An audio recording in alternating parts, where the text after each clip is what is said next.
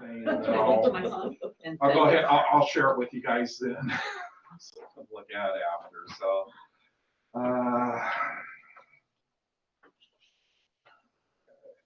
all right, and obviously this is a report from last year. So, and then if you got any question about this year, we can discuss that. We've got your number. You know where I live, Jeff. You track me down. And... Okay, so these will probably be lost on you guys, but I had a nice little intro about the transportation, the face of transportation changing this year. Had a cool picture of some kids in the bus window with masks hanging out. I wouldn't know what that yet. And then I did another picture then, you know, talking about the changes in loading and loading students. Had a little cartoon showing kids in masks, socially distanced and everything, being on and off the bus. It's adorable. You guys will love it when I all right, and then I kind of went through the transportation during a pandemic. You know, we had a lot of challenges. You know, and everybody in the district, my people, and the bus drivers, everybody all rose to it.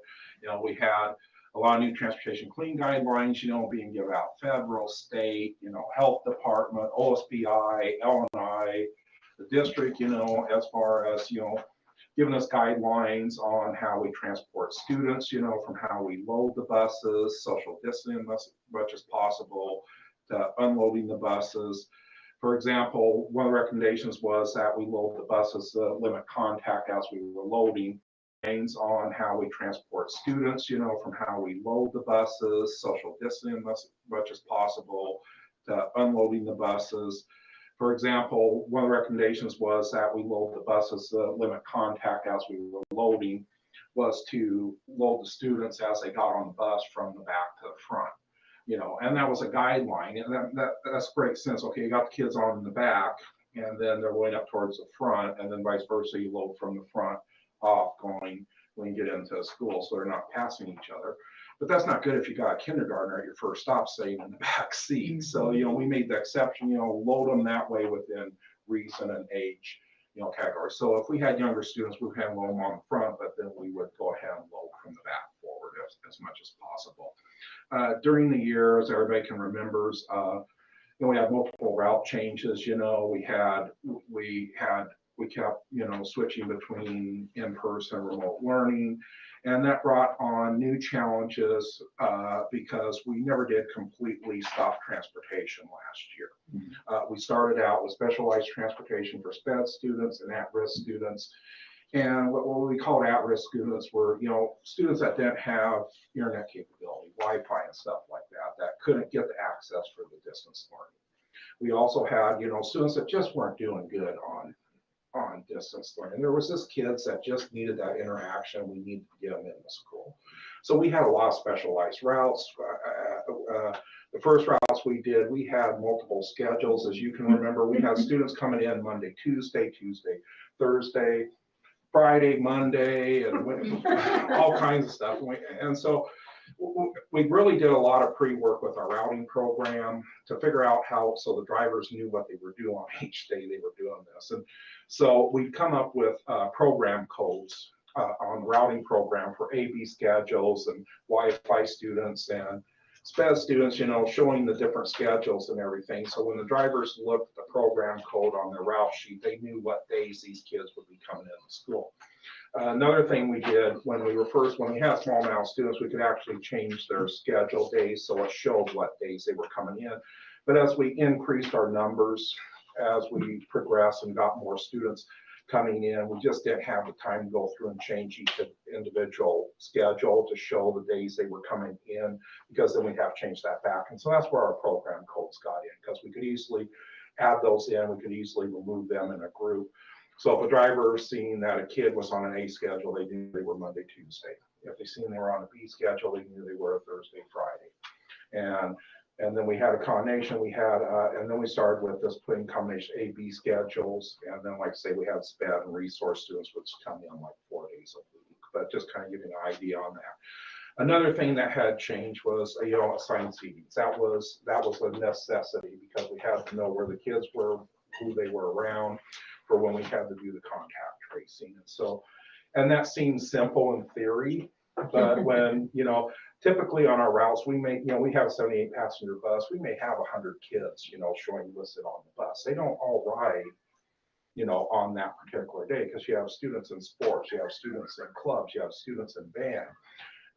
You have, and then not all the students ride the bus every day. So we get this rotation of students going through, but then you're trying to figure out how to do a seating chart for these 100 kids that may ride on a 78 passenger bus. So that gets a little interesting there. So we end up with multiple seating charts. And then when we do contact tracing, we always have a follow up with the driver and stuff. And that's where it's really fortunate that our drivers, being in a small school, a small town, they pretty much know all their kids.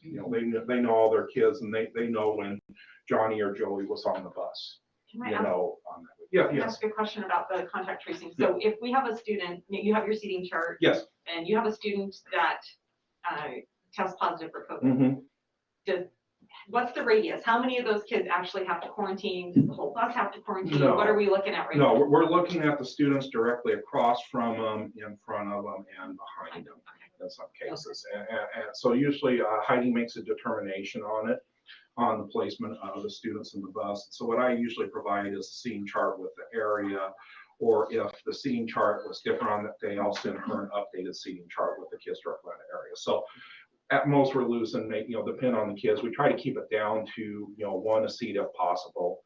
Two, occasionally we have three. So, you can have anywhere from 6 to 9 kids, usually worst case scenario on quarantine on that. So, all right. Thank you. Yep, no problem. And then of course, we made it through the year, and then we had that transition back in from AB schedules with Wednesdays off, and then bringing elementary schools back, full-time 5 days a week. So that's just kind of nutshell some of the challenges. We had a lot more, but those were kind of the main challenges that we had to deal with, and that shift in the transportation from what we had been expected and for years to come. Like I say, we all thought last year, the year was the end all years, and then now we're on this year. So, all right, let's go on next here. Okay, I'm just going to go over the numbers a little bit for our count numbers between 1920 and 2020-21. Just a reminder, I have a slide in here that last year, because we had, or not last year, but 1920 school year, when we shut down in March because of COVID, we obviously couldn't do a student count. So what OSPI did was they said we could go ahead and carry our winter numbers over to our spring count period. So that's why they're the same.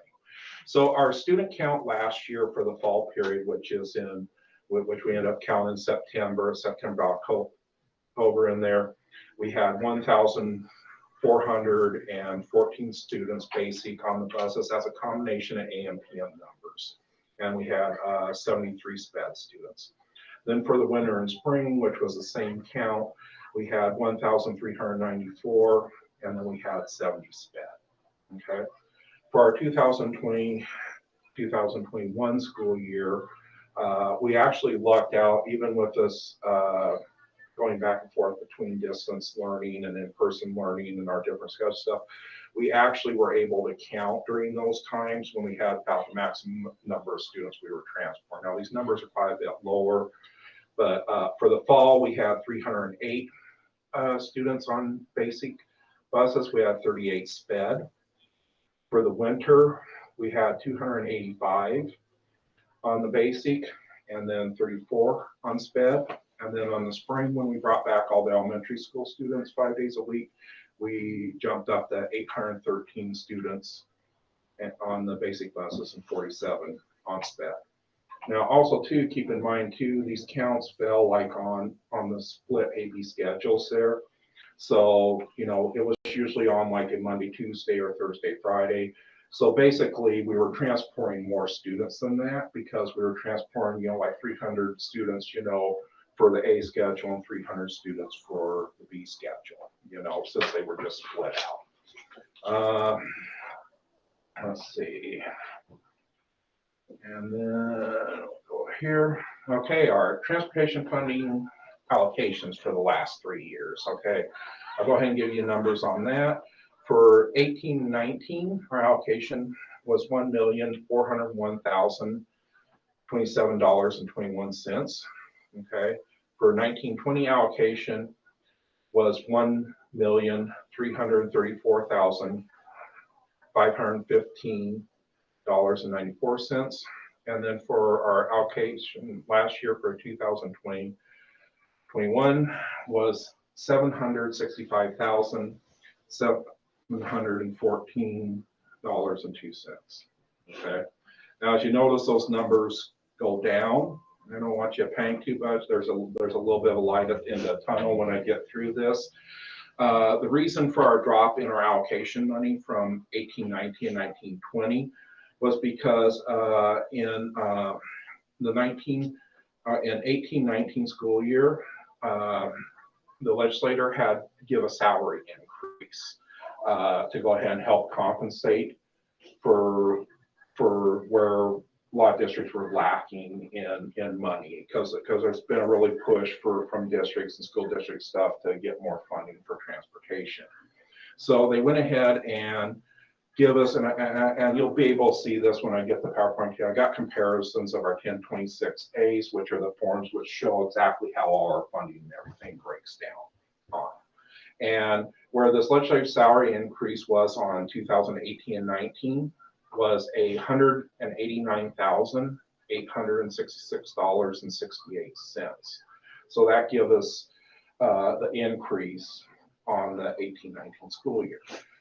When we go to 1920, we all thought that was going to continue, and then we were all pretty surprised when it didn't. And I remember Creston called around, talked to Patty Inbody and everybody and stuff, and we kind of got, well, that was just only for 1 year. And it's like, well, that doesn't really help us from here on out. So the difference in when we went to 1920, we went from the $189,000 to a legislative salary of $17,129.65. Okay, so that was the loss we had between the funding from 1819 to 1920 because they didn't give us that extra salary, a legislative salary adjustment.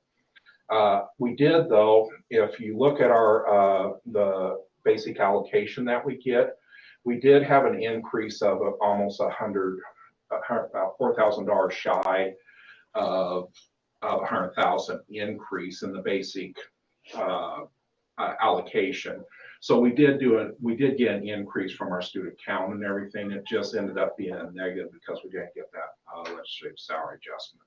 Because the basic allocation for the 18-19 school year was $1,164,575.22. And then for the 1920, we had $1,260,384.14.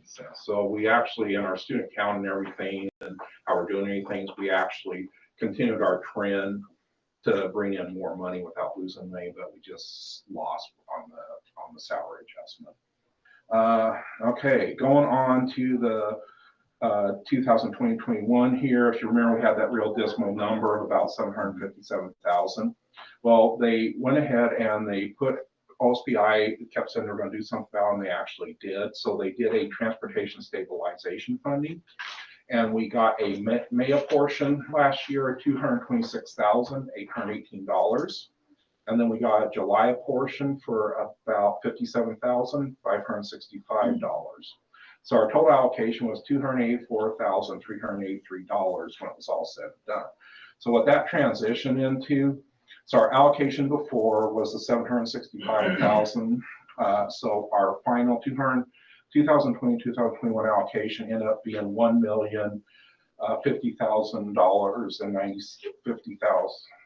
$1 million. Gosh. All right. Do you want a water bottle quick, or we have one? We're just about through. Okay. So, anyway, $1,050,097.00. So, and I got this information from Krista on. So basically, what we ended up our transportation costing us last year. We're anticipating a net loss of about 87,000. So we basically got reimbursed for everything except for about 87,000 is what we're estimating at this point, which is pretty good because the system at this point isn't meant to cover everything. we're expected to have a little bit of overage because it doesn't cover midday routes. It doesn't cover some of the shuttles and stuff we do and some different things we do. So we actually didn't do too bad last year, and I really attribute that to us forging forward and everybody collectively getting the kids in and get them in the school and stuff. So we have them here. All right. Okay, winter inspection.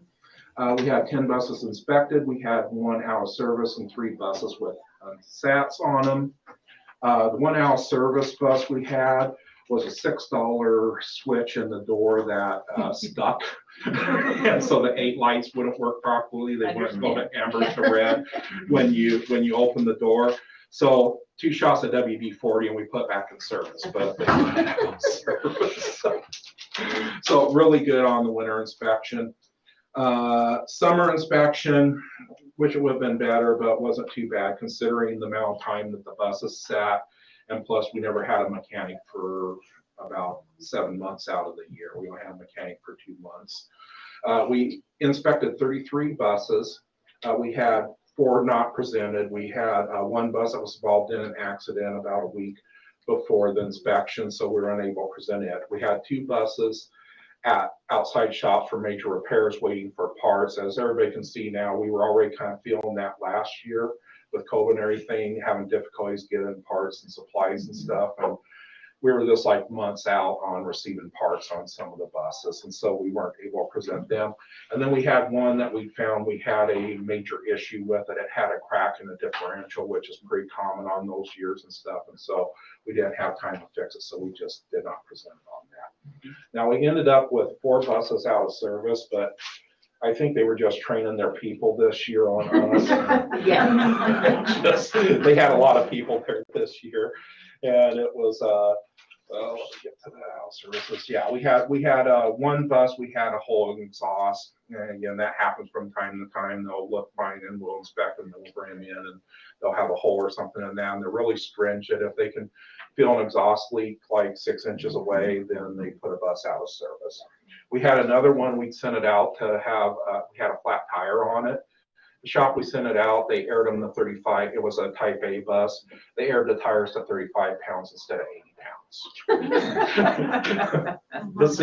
The state patrol never puts gauges up, but they put gauges on that one. So we aired the tires back up and they put it back in service. So just like that.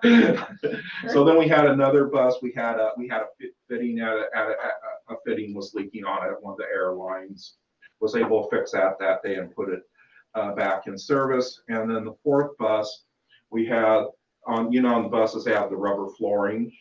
Well, this rubber flooring gets unadhered from time to time, and literally it had shifted a little bit and it was up on a corner. I don't think it was more than a 1/4 inch, and they classified it as a trip hazard. So we had to redo the whole floor.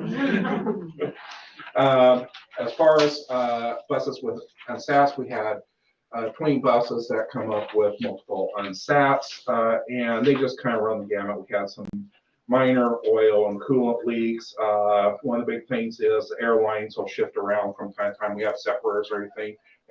Paula knows about this, and they do not like airlines rubbing. Right. So it's just a constant battle. They shift around and shift going down the road, and we shift them and do separators. So we had a few buses with airlines rubbing.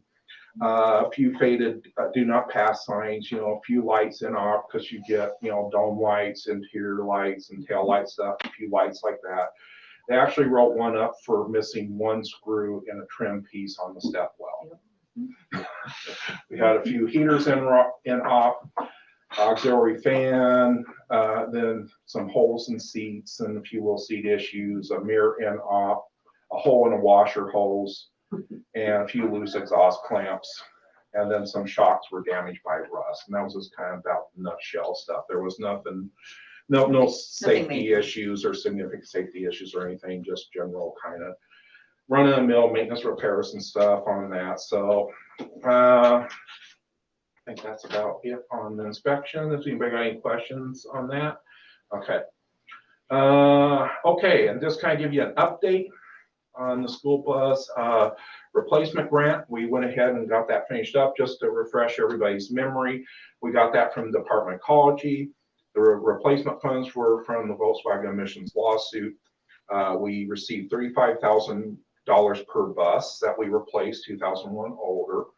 The buses were purchased through our TVF fund. Payments were made after the buses were scrapped. We received 3 buses in June of 2020. We went ahead and we parted the buses and took some that we were going to scrap and part them out from September to November. And so we ended up scrapping them in December and then received the rest of the money. And so I kind of like to show that in pictures. So I'll show this around there, but I'll do it here. So basically we got the brand new shiny buses. We trucked the old ones out to the boneyard. Somebody had a lot of fun crushing it. And we ended up with a stack of cash. I'll run it back for the other people here, if it will go back. Oh, of course it doesn't. Let me see here. I'll put it back in and get it to the. All right. Let's get for the rest of the room. You ever see it? Yeah. So we got our brand new shiny buses. We trucked the old ones off to be Well, scrapped. there are trailers long enough. Somebody had a lot of fun. Oh, gosh. Yeah, scrapped, and then Paul, I can't remember what they call that. That's a logging piece of equipment. What they use to scrap it Oh, there. it's a front loader. Yeah, front loader with forks. That's what they use Yeah. to crack them and destroy them. Yep. And then we end up with a stack of cash. Those ones? They're hunters.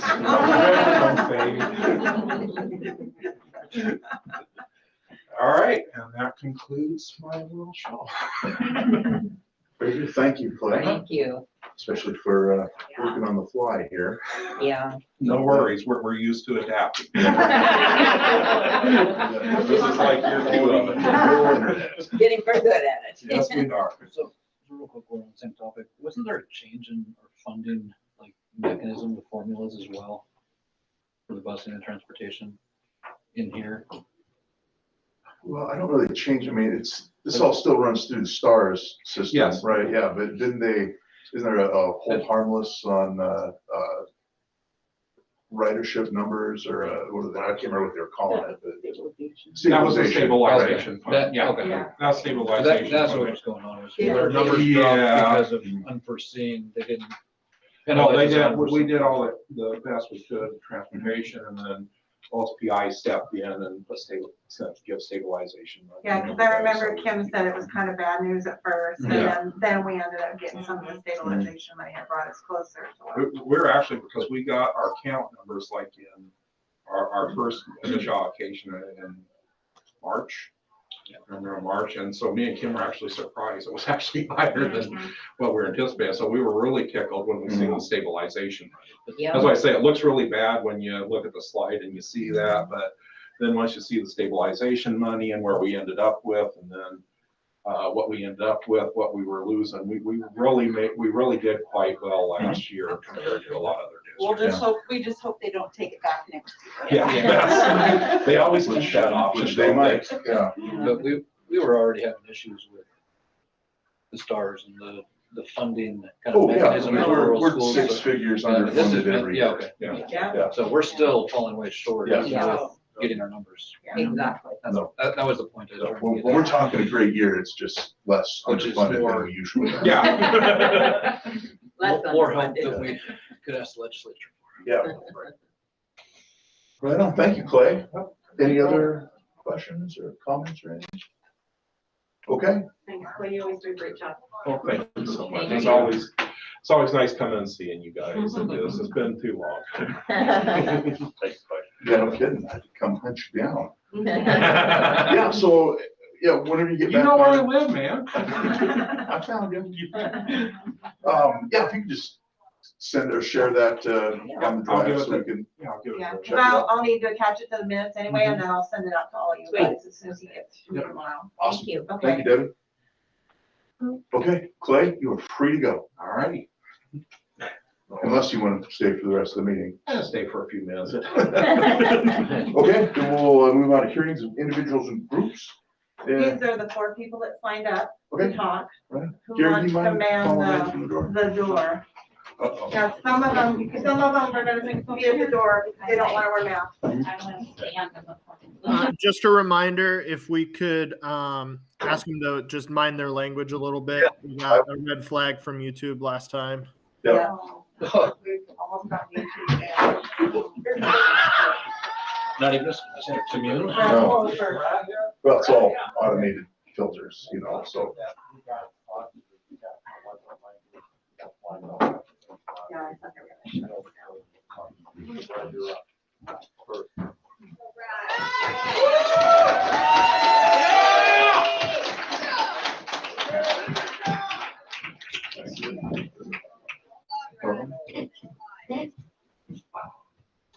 Go ahead, Brad. All right, so I'm Brad. I'm here actually to address something I think you'll be talking about later, and that is the proposal to up the spending availability to just the superintendent from $5,000 to $75,000. I don't see where a new business manager coupled with a new superintendent has any. It just shouldn't even be a thing. We let Creston Barr come here for probably close to 10 years and never upped what her availability was. I see no reason to let a brand new business manager, brand new superintendent allow for up to a $75,000 spend without board approval. In my opinion, if the board were to approve this, it's just another thing that you're taking out of your ability to oversee this district. I've run ORs, operating rooms, with 50, 60, 70, $80 million budgets. And my approval limit was $3,000. Nobody gets $75,000 to go it on their own. Additionally, with that, I feel that a decision like that should be shelved. Any discussion of it should be shelved until we have an election, November 2nd. We should have that fifth voice on the board before we even have a discussion about it. The 2 people, we have 3 running, one's uncontested, the 2 running against one another should have every bit of say in that decision. So I would just hope that any discussion of that would be shelved. Additionally, I know other people are going to speak, but Mr. Neal, the accommodations that you put on this staff are absolutely abhorrent. And it's not too late to turn course right now. White River just did it. Okay? White River just turned around and took away, you had about the same accommodations that you have in place right now for this staff. And they just got rid of them. You can do the same thing. I don't care what Anthony Chen had to say. Okay? The state has clearly said this is your decision. This is a district decision. We went through months now of hearing our hands are tied. There's nothing we can do. The state is saying this. The one thing that you guys have control over, you're not taking advantage of that. Take advantage of any little bit of power that you have to keep things local, to do right by these people that have served our community and our kids for years. That's right. I don't understand it at all. Make it right by them. There should not be one single staff member, one single teacher that is forced to leave this district on Monday. Not a single one. 15 is way too many. 1 is way too many. So I urge you and I urge the board to turn course right now and make it right by this staff and these people who have served our community. It breaks my heart to hear people get termination letters. It shouldn't be this way. Thank you.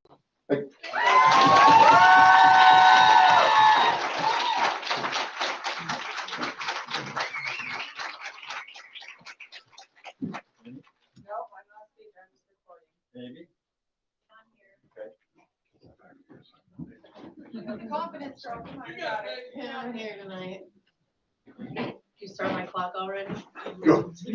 Go ahead. All right, I'm Amy. I just want to tell you guys how I feel about what's going on. Take my opportunity to do that. It just sickens me to see people forced out of the district. These are good people willing to work.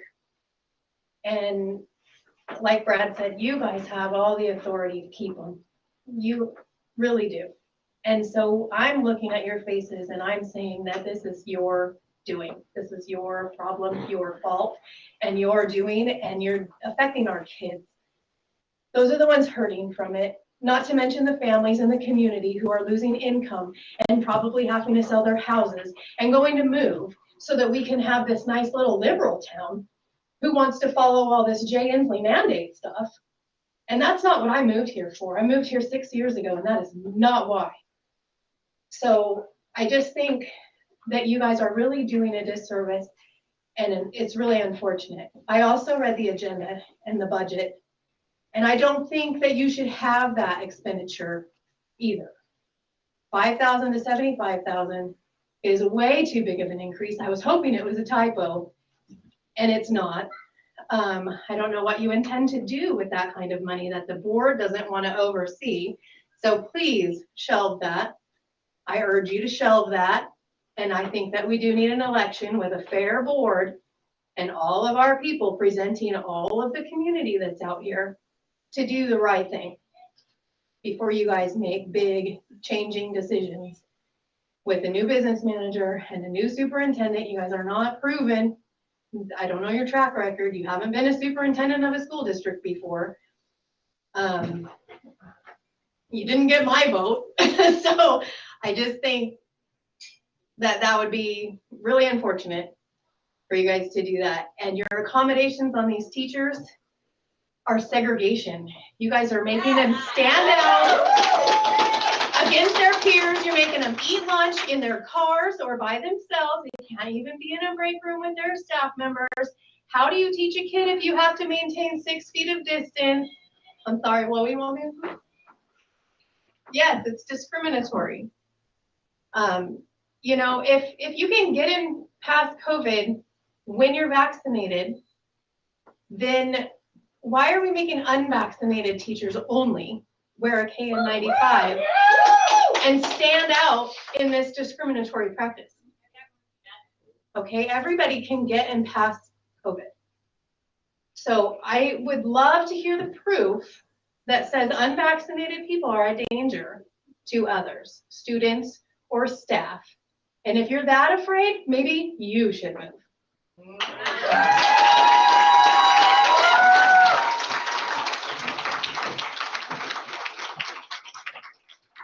Cole? Let's go, brother. Ready? Go ahead. All right. So what I want to talk about tonight is the lack of leadership in the school district. And I can really tell it's a good trickle down effect from all, I don't know what's going on. I don't know if you guys are just waiting for funding to come through and then all of a sudden online learning, maybe cut everything, just get the funding in. But when you have kids that are in softball and you can't even get the game schedule, or you can't even get the practice schedule, or the kids come home knowing more than the parents. And it's like they come home, oh, we have a game tomorrow night. Oh, we didn't know that. And then, oh, our game got canceled tonight. Oh, we didn't know that. Not even one single email, nothing. And I don't know. I hope you guys are writing this down because sometimes I feel like this is a pointless talk right here. I feel like I'm talking to a wall right now. And I really, I don't know, lost a lot of respect for a lot of people in this building here. See, like I was talking about the trickle down effect, it goes to even how the middle school shut down. From what I'm hearing, it wasn't about the kids coming in contact with COVID. It's what I'm hearing is there's 3 or multiple employees that were vaccinated and got COVID. So, vaccinated and got COVID, but you want to fire 15 employees that aren't vaccinated when realistically these people that are vaccinated got COVID. It's just like if you look at the stats of Israel right now. Israel is the number one country with the highest vaccination rate. 90% of the people in the hospitals have the vaccination. Hello. So I don't know. God put us on this earth to have free will. And know what? And it's getting trampled on right now. As soon as you guys started taking God out of the school, that's when all these problems started. So you know what? I think we need to get God back in the school, and we need to get the word of God back out. And just like even like in Leviticus, it talks about when diseases happen. It says that the sick need to go out on the outskirts of town and put on a cloth mask. It doesn't say nothing about the healthy putting on a cloth mask and quarantining themselves. Thank you.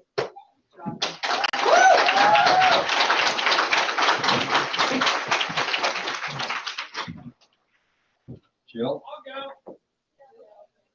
Jill? All right.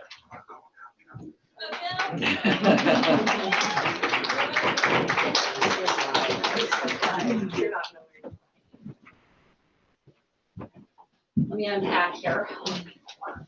Do you want to stand or do you want to seat, Jill? Oh, no, I'm good. Okay, I'm you're good? happy to Okay. stand. I might have to pause to unclog the glasses, but no, I'm good. So tonight I'm coming to you wearing two hats. The hat of a parent of two students in this district and the hat of a voting tax-paying community member. I've got a long history in this district, being a graduate of both Columbia Crest Elementary as well as EHS. My parents are Cruiser graduates as well. Some of you may not know this, but my great-grandmother was the first ever cook when Columbia Crest first became a school. I have her cookbook still, actually. To say that I have roots here is really putting it lightly. I've witnessed Eatonville School District go through many transformations over the years.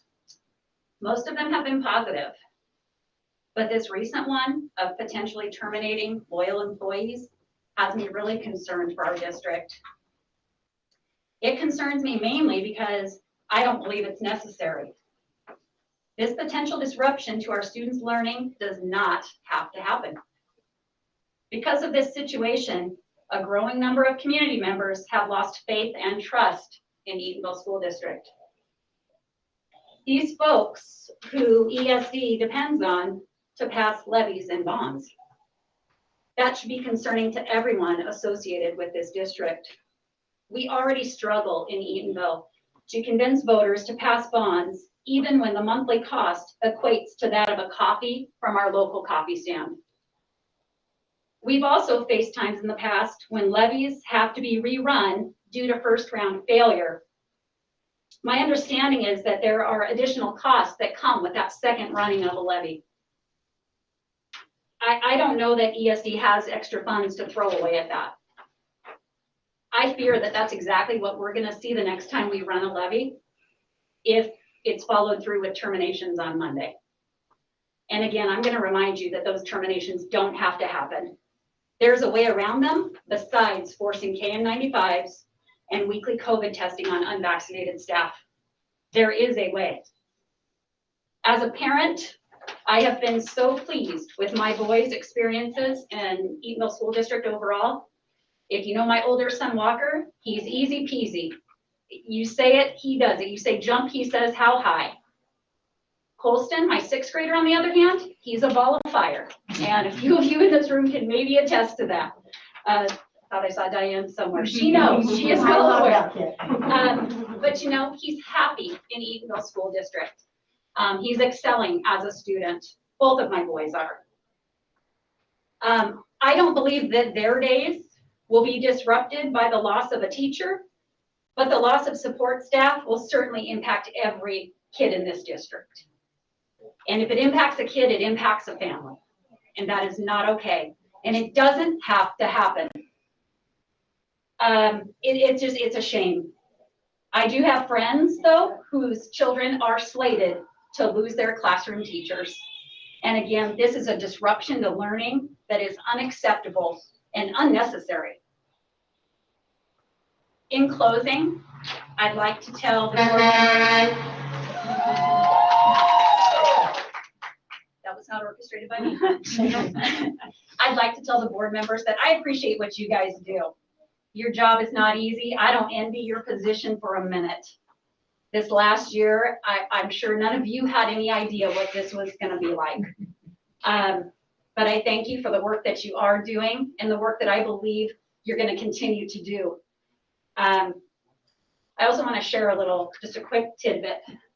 On Monday morning, I was getting up for work, and I haven't been sleeping real well for some reasons we won't discuss, but I pulled on a pair of pants I hadn't worn in a while, and in the pocket was this little charm.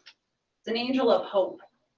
And I thought, I hope things are going to turn around in this district because we're better than this.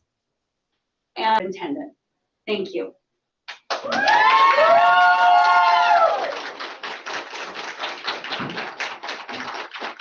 Okay.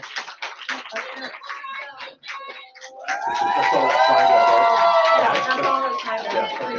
Yeah, that's all that's kind of. Yeah, okay, that's good. Jill. Jill. Yeah.